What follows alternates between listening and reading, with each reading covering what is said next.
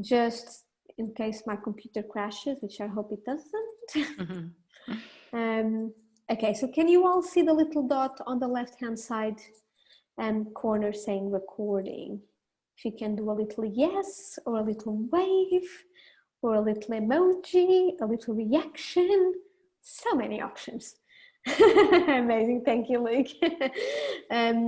Yeah, perfect, thank you so much for who answered in the chat. So yeah, Frances, it's all yours. I shall mute myself now. Thanks very much, Mariana. So hi everyone, thanks very much for coming into the session. So this session is called UWE Cares Go Global, and it's going to be about what we learned from planning an employability activity for care experienced students. So just to give you a bit of an idea of what teams were involved and who I am. So my name's Frances Adam. I work at UWE Bristol, currently in my house, but normally in North Bristol. And I am on two teams. So I'm a volunteering coordinator and I'm a Go Global coordinator. So this particular programme that we ran was part of Go Global, and I'll explain a bit more about Go Global later on. But with the two teams kind of work very closely together. So the project that we ran, the three kind of main partners were the UWE Go Global team, the UWE Cares team, and an external provider called Pagoda Projects, which you might be familiar with if you work in your careers service or do any kind of internships or things like that. I'll tell you more about them as well. So just in this session, Mariana has some eyes on the chat a bit, but it's just me running the session. So if I can ask if people can save questions for the end, just so that I don't need to monitor the chat at this time. But you are welcome to put questions in the chat as they come up. As Mariana said at the beginning, it's great to be able to see people. If you are comfortable to have your camera on, just so that I can see what people's reaction is, if everyone's still with us, and things like that. But please mute your microphone. If I'm going too fast or something happens to my connection and you can't hear me, or some other problem has happened, then you can either, if you've got your camera on, you can just give me a wave. You can use the too fast or too slow reaction buttons at the bottom of your Zoom screen, or raise your hand, or but basically anything to kind of get Mariana's attention or my attention, and we'll have a look at the chat or ask you what's going on. So just sort of give us a wave, general wave. Okay, so the program that I'm going to talk about, it was part of the UWE Go Global offer this year. So the UWE Go Global team, what our function is to promote global employability. So we have some access funding to help lower income students take part in global programs, and that's part of the university's general widening participation offer. And the main things that we promote are international internships, international volunteering, and international placement. So it's mostly undergraduate things and kind of before graduation. And the program that we planned was called Employability in the Asian Century, and it was by our partners Pagoda Projects. Unfortunately, as it was going to take place in Taipei in June, it didn't go forward, but we still learned a lot from planning it, and we still will be kind of using that going forward. So you know, it's the same as everyone. We're just kind of trying to learn as much as we can from this year. Okay, so the things that I'm going to cover in the session, are just a bit more about who care experience students are, so who this program was designed for, the activity itself, and what we learned from planning it, what we'll take forward. And then we'll have time for any questions, and then I'll share some resources as well, which you can look at if you're interested or want to take anything forward. Just a brief mention at the bottom of this slide. It's more for if I start talking about something and you're not sure where it's going to go. Because I'm talking about care experience students, I am going to briefly mention adverse childhood experiences, which is related to childhood trauma, but I'm not going to go into a big long description, and I'm not going to give any specific examples, so just to let people know what's coming up there. Okay, so the UWE Cares team, who were actually the team who asked for this program to be put together for their students, they are part of the Equality, Diversity and Inclusivity team at UWE, and they support students who are care experienced, care leavers, who are estranged from their family or caregivers, who have caring responsibilities themselves, and also refugee students. So students can self-identify as care experienced on their UCAS form. So that might be a way that students that you work with or in your university or institution might have identified themselves as care leavers. They can also, some universities will have an opportunity for students to self-identify when they register, but not all of them. And then some universities will have opportunities for people to identify it at any point. There's lots of reasons why people might not identify as care experienced at first or at all at university, which we'll probably get into a bit later. But these are the students who, when they are identified, that UWE Cares works with. I wanted to give a little bit of an explanation of the difference between care experienced and care leaver. So someone who's care experienced is someone of any age who's spent time in care, including if they've spent time as an unaccompanied asylum seeker during their childhood, so under the age of 18.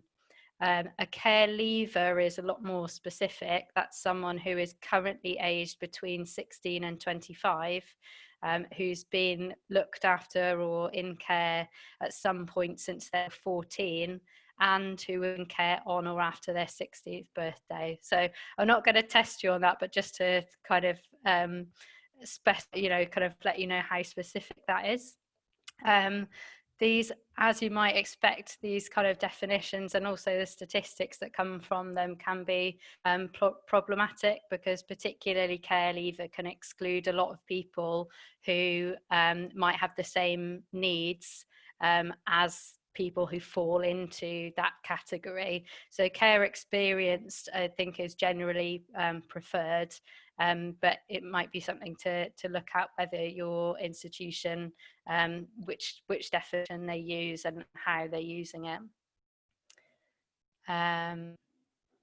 Okay, so I'm going to give a bit of background and some data on care experienced students, which hopefully will just explain a bit why we wanted to specify a program specifically for them, and why I think that would be a good thing for a lot of higher education departments to do.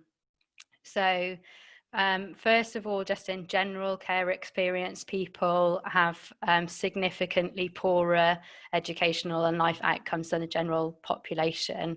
I'm not going to ask people to put it in the chat, but if you think that the general population it's 40% of people in the UK are in higher education or have accessed higher education by the age of 23. I'll just give you a second to think about what number you might think of care experience people. So 40% for the general population. Oh, here's my table. So the participation rate you can see here is significantly lower for care experience people. It's 12% by the age of 23, so that compares to the 40% of the general population. And by the age of 20, it's only 6%. So people who are that age are generally a lot more likely to not have access to higher education. Actually, unfortunately, care experienced people, young people, are statistically more likely to be in prison than university at that point. It's also the case that care experienced people are more likely to withdraw once they have started studying. So there's a survey of care experienced people at Scottish universities in 2017 to 18, and almost double the number of first-year students withdrew if they had care experience than those who hadn't. And over 50% of the care experienced people who were surveyed said that they'd considered leaving university in their first year.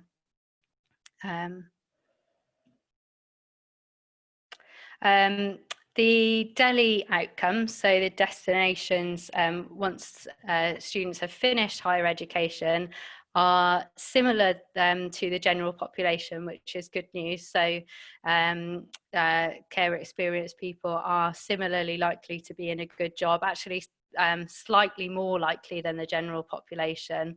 But this, as you can see, kind of taking in the withdrawal rates, there's a strong survivor effect. So the people who have managed to get through university have obviously had to overcome a lot, and they're very resilient, and they are more likely to have a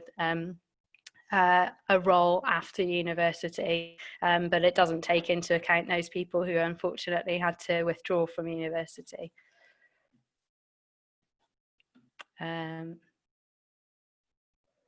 Okay, so care experience intersects with a lot of adverse childhood experiences, which is something that there's been quite a lot of research into.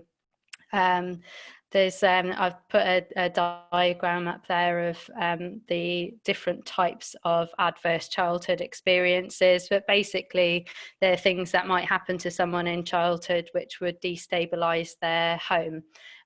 So obviously it crosses over a lot with people who do have to be put into care.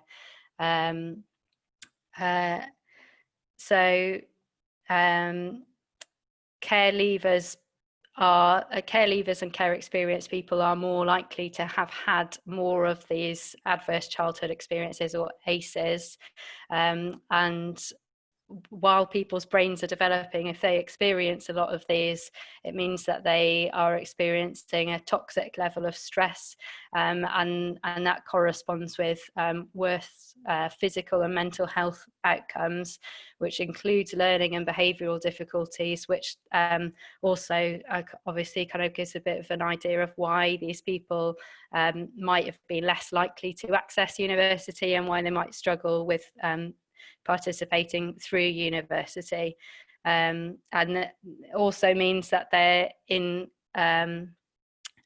several groups often who face disadvantage already in higher education.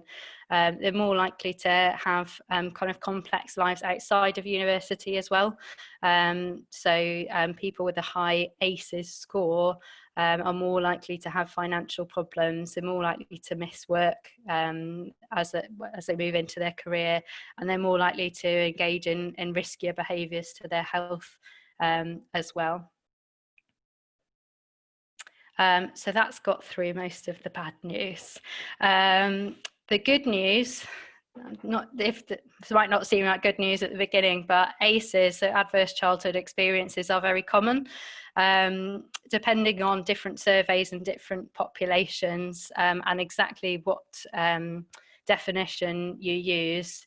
60 to 70% of the population or more in surveys will have at least one of these adverse childhood experiences. So the good news is that we already have the environment to have an empathetic response to people who have had these kind of experiences, because we're all, you know, most of us are these people to some extent. Also, so having informed interventions, so helping people develop their confidence and their resilience, being aware of what they might have experienced and what they might have trouble with, and giving thought out financial support can actually change the pattern of adverse effects of adverse childhood experiences at any time in the person's life. So it doesn't just need to be not have happened in the first place or need to be kind of fixed at the time. The pattern can be changed at any point. And because all of us, you know, work with people, you know, kind of in our communities, whether that's our academic community or our, you know, kind of physical community, we're all able to contribute to this informed intervention and kind of joined up working, which means that we can develop our understanding, and we can work more collaboratively to support people who, you know, have had these kind of experiences. So that's my good news. So hopefully it's kind of will make sense why we wanted to put together an employability program specifically for care experience students. And also, when I'm saying care experience here, I'm meaning also all the UWE Cares students. So that would be those who are also carers or who are refugees as well.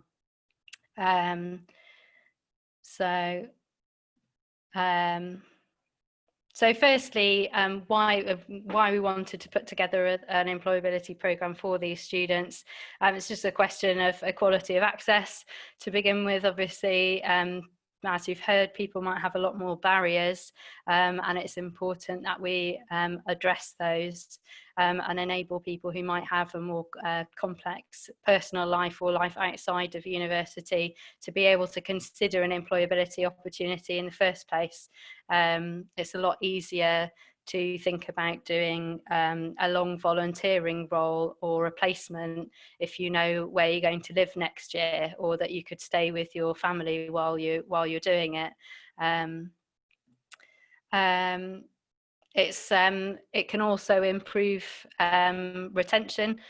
So, you know, kind of activities which are put together for these students are going to help their motivation. It's going to develop their skills and give them more links with the university. It's going to help them develop their networks. Again, someone who's had an unstable life might not have much of a network in the city that they're at university, or kind of generally. So it gives them an opportunity to develop that, to network with each other, as well as the employers that they meet on the programme.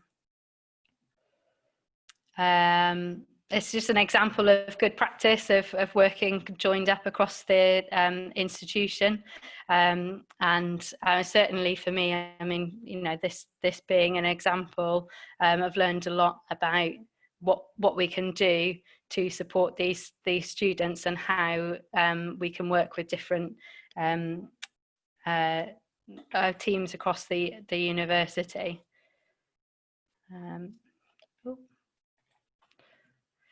It can develop a sense of belonging. So having a program which is designed for you is kind of proof that you do belong in the university, that someone you know, sees some of the barriers that you might face and is addressing it. Care leavers in higher education do often report that they feel different from other students and isolated, and also that they don't belong at university. So this can be one way of kind of making sure that their needs are addressed, and that they feel that the university environment is for them, and it's, you know, these services, careers services, are not just for other people. It might encourage students to self-identify if you have a programme which they can see the benefits of and they want to take part in. Students who might not have self-identified at the beginning of university might be encouraged to do so if they're able to do that. And it's an opportunity for students to develop their confidence and their resilience in a safer environment where they know that they can kind of talk about their specific needs. So that kind of goes back to, you know, how we can help people to recover from the adverse effects. And then also it promotes awareness of the careers service. You know, if the UWE Cares team are working closely and visibly with the careers service, again, it's something that students are going to see, that the careers service isn't just for other students, it's also for them. Okay, so the programme that we designed, it was called Employability in the Asian Century, and it was run by Pagoda Projects. This is very small, so you'll be able to see it when I send the slides around. But so it's designed as a bespoke program. The students, it was going to be a group of 30 students who would travel to Taipei in Taiwan for 7 days and learn about business in Taiwan, and then they would also work on a group presentation together, which would take place on the last day. And it included, we had accommodation, their visa, travel insurance, and scheduled meals were included, and all the activities which they were going to do. So these were all organised and paid for by Pagoda Projects, and it was funded with access funding from UWE. So I don't know if I can't even see it myself to read out any of the things that that they were going to do, but it's kind of a mix of different events, presentations from businesses, working on group projects. I think there was a tour of a factory, and then there were kind of more cultural things as well, some language learning about business culture, and kind of the theme of the trip was the Asian century. So how business is developing at speed in Southeast Asia, and how it's linking with kind of European and British business as well. Okay, so this is the longest slide that I've got. So this is I'm going to talk about what we learned from designing this program, and just to let you know where we are at the moment. The trip was postponed until next June, so very much hoping that it is going to go ahead, and that all of the students who were originally accepted are going to take part, but it might be that some other students take part instead, just depending on what their circumstances are at the time. But Pagoda Projects have been extremely flexible, and have just kind of moved everything to next year and not charged us any extra or anything like that. So that's gone very well. So what we learned from designing this program, and kind of as we went through. So the first thing, this is what this blue box relates to, is the language in applications. So it was partly competitive, the application. It was partly first come, first served, and partly competitive, in that we did want students to show that they were aware of what the program was all about, that they'd done some research and they had an idea of why this was going to be a good program for them to do, and how it was going to help them kind of develop their personally or their career aspirations as well. And we also, it was really important that the students who really needed it and would really benefit from it were applying for the programme and were the ones who were getting the places. But we didn't want to make it seem like it was a competition for who was in the worst situation at the moment. So we thought kind of very carefully about what language we were going to use in the applications when we're asking people about their barriers. And we spoke with our equality and diversity team about that as well. And this in the blue box is what we landed on for this question, which was basically to ask students about the challenges that they face, which meant that our other activities, which are things like international placements, which a student would arrange mostly by themselves, are not accessible to them. And that went down well. Students kind of understood why we were asking that, and they you know, gave us some good answers, you know, kind of having thought about what their needs are, and it helped us to kind of identify how specifically we could help them as well. The next thing that was really important is to make the partnership really clear. Care experience people or people with this high ACEs score are more likely to not be inclined to trust new people or institutions. So it was important that we made it really clear that we were working with the UWE Cares team very closely and with Pagoda Projects, and also that information would be shared, but for the good reason that if someone disclosed something to us or they asked us for further support, that they only needed to do that once and they didn't need to kind of keep making the same disclosure and having the same conversation with different teams who didn't seem to be working together. So we're very clear about the application form, what was going to be shared, what wasn't, how they could choose for certain things to be shared and not. Also, Pagoda Projects designed a lot of pre-departure resources and events, and they put our branding on everything. They put our branding on their website, and we were all invited to pre-departure briefings, which were going to take place in person. Unfortunately, didn't happen. And we had that data sharing agreement in place kind of from the beginning. Obviously, that was part of our contract with Pagoda Projects. So this is kind of the same thing really, that it's important to give students several opportunities to disclose their needs. Again, they might be tired of having the same conversation. They might feel that they've already told the university once what their needs are, so the university should know that, or they might not have been ready right at the beginning to talk about exactly what they personally might need. So it's important that you kind of keep that conversation open.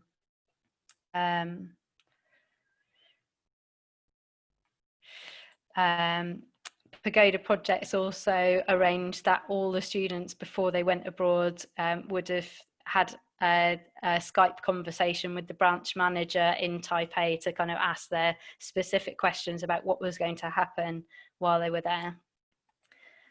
It's important to have accessible informal events, as I kind of mentioned before. These students can have a kind of variety of intersecting needs, so it's really important that everything's accessible if it's going to feel like it is for them, because, you know, care experience does correlate with a higher incidence of learning disabilities, a likelihood that they'll have other commitments, that they'll feel isolated from university already, or they might be anxious about meeting new people. So it was important to kind of have a series of events where students could learn more about what they were going to be doing, that they could meet other students, and that they're quite informal. And one of the things that we did was engage the president of the Taiwanese Student Society, who took part in the pre-departure briefing, which actually happened on Zoom in the for kind of making that a bit more informal, because it was another student who was talking to them about what things are like in Taiwan.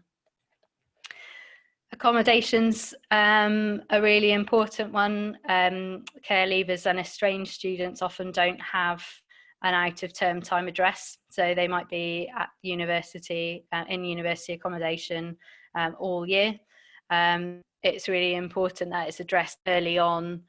Where are they going to put their things while they're away? This is also why it was important to us that it was a short program. We would have liked to have made it longer, but if someone's going to have to pay to have their stuff kept, then it's important that it's for a shorter time, so we can reduce that as much as possible. UWE Cares have actually got an agreement with UWE Accommodation that care leavers can stay in university accommodation all year, and also that there is some storage available for students who might have already left. So that was something that we addressed, and it is really important to make these arrangements simple so that it is accessible, because otherwise you're kind of creating more stress. Payment timings and conditions are really important. So normally the funding that we have, we give directly to students once they've arranged their kind of volunteering or their placement, and they use it to pay for what they need to pay for. But these students are more likely to be experiencing immediate financial difficulties, or have other kind of commitments or issues that they're facing, which mean that it is difficult for them to hold on to a pot of funding if you give it to them very early in the year and you ask them to keep it until later in the year. So it's really important that we were very clear about what the funding was for, when they were going to receive it and what they were expected to use it for. And we paid most of our funding directly to Pagoda Projects, so the students didn't need to handle it. And we also paid for their flights as well, again, so that they didn't need to handle it, and we could book the flights in a block. So because of that, it's really important that all the partners have an idea of where they can signpost students who do have immediate financial needs, if they're kind of struggling with not having the money available to them, and what other finances are available from the university. Flights and paperwork was a really important thing to take into account. So care experienced students and people who've had kind of disrupted home lives might need more time, more funds and more support to source their documents or apply for new ones. They might not have their passport available. It might not have been kept safely for them somewhere, like it might have been for another student. So we bought the flights for these students, and Pagoda Projects included insurance in their offer, so that was already taken care of. And then the UWE Cares team, who have a kind of trusted relationship with these students, spoke to them early on in the process about making sure their passport was in date, and that it was available, or how to apply for a passport, and giving them plenty of time to get their paperwork together for their application, because that might be something that they would find more difficult. This sort of covers everything really that I've said above. So for care experienced students, kind of very complicated processes and a lot of bureaucracy. At best they can be kind of demotivating and difficult to handle with, and at worst it could actually be quite traumatic to have to go through something like that, where they're worried about their, say, accommodation or their visa, or something like that. So we can always do more, I think, to simplify our processes, but we've learned to kind of make the application and the onboarding process very streamlined, and it was important that we did that from the beginning with Pagoda Projects, and then also have contacts in UWE Cares who are trusted by the students. That made a huge difference, because the students could then go to that contact and say, well, this team or this company is asking me for this, am I supposed to give this to them? So they have someone to kind of bounce that off as well. So that was really key. And And then it's important, unfortunately, this was just a plan, but to debrief the students as well, and involve the careers staff in that. So you're kind of bringing them back into the university, even though they've only been away for 7 days, that they feel like they are kind of brought back into that university community, and hopefully as a group. And involving students, I would say, is something that we can definitely work on more. It would be great to involve students in kind of specifying the programme itself and what they would like to do. Obviously, that would be something we would do once we'd had some feedback as well. But if anyone has any kind of good ideas about ways to involve students in program design without asking too much of them in the first instance, that would be really great to hear about, because that's something kind of always looking to do.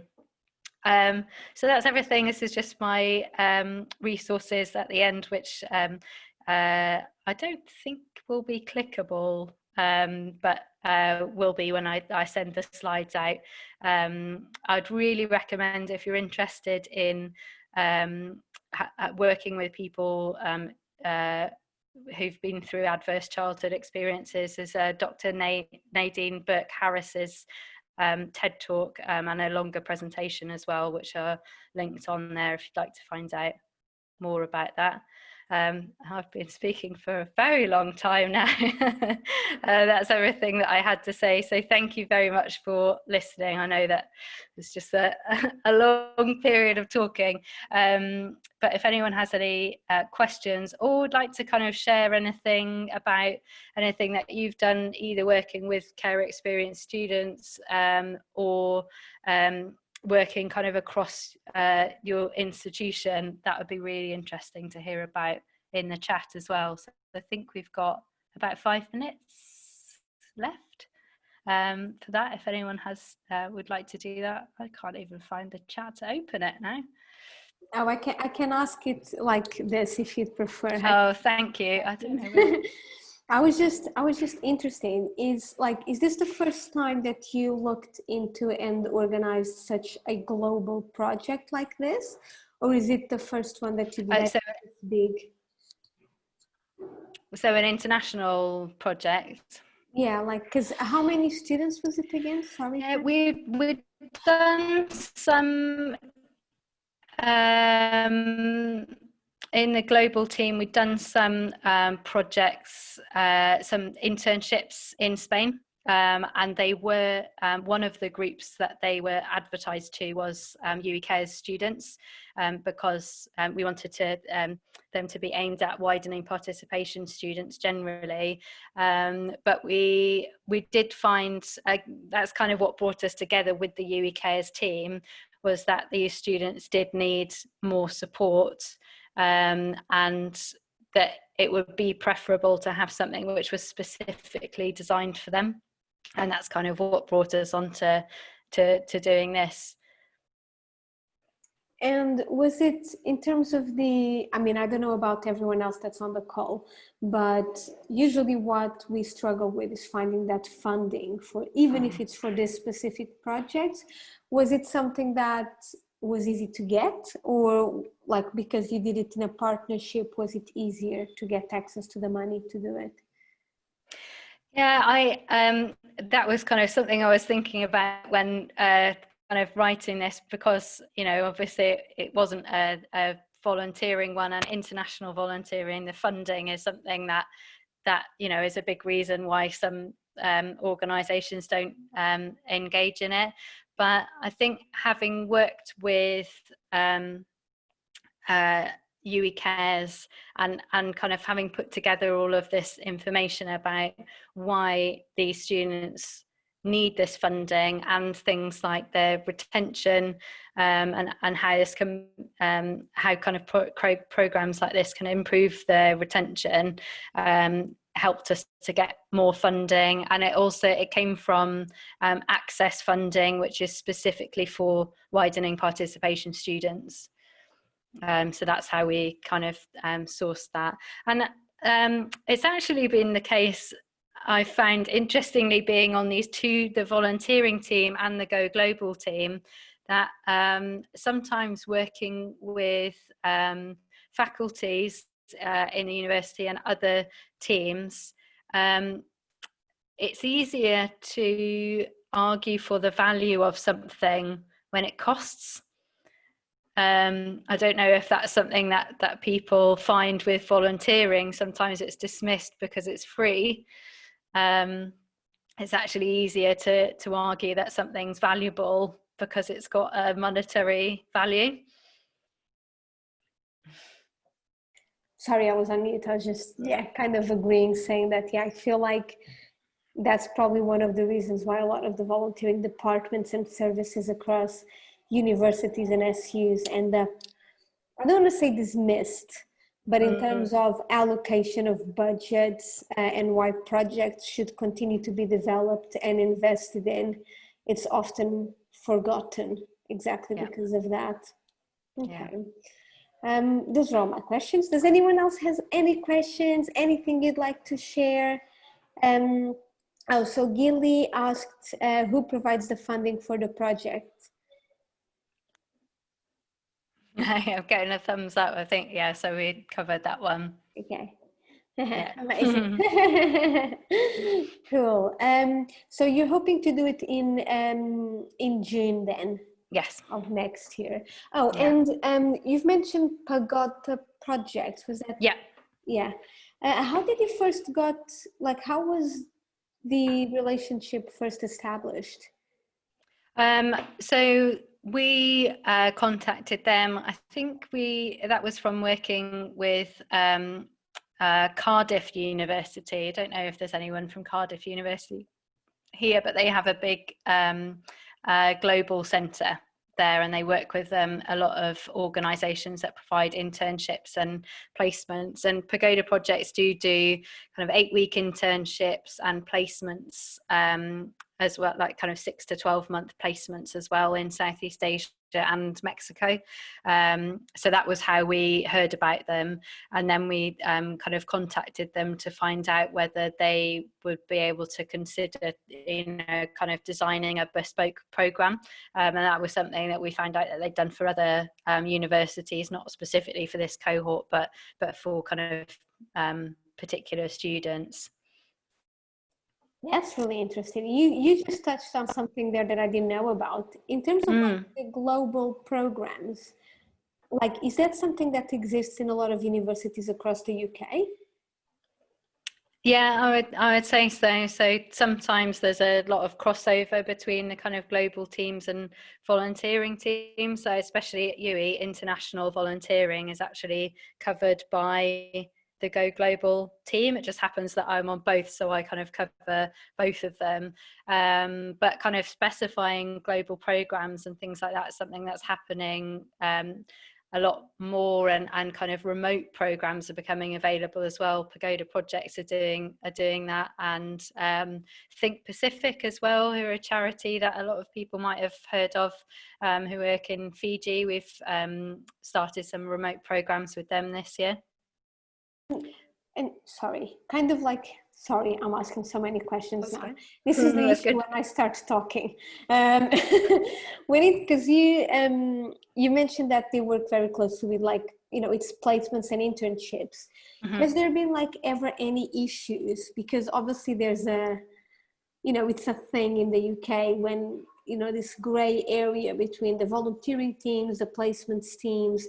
How does it work specifically with your Go Global, and that has there ever been any issues? Is there any confusions? How does it work? We work really closely together, so that's been really helpful. But I would say the main thing is that we kind of take things on a case by case basis. But overall, placements, it's generally that volunteer placements, so year-long placements, are just not accepted by the university because of their funding. So the year-long placements that Pagoda projects and other agents do for us are paid. So a student would get a lot of questions about how they were planning to kind of support themselves, and if they're going abroad, not being paid is basically kind of too much of a risk for the university to sign it off.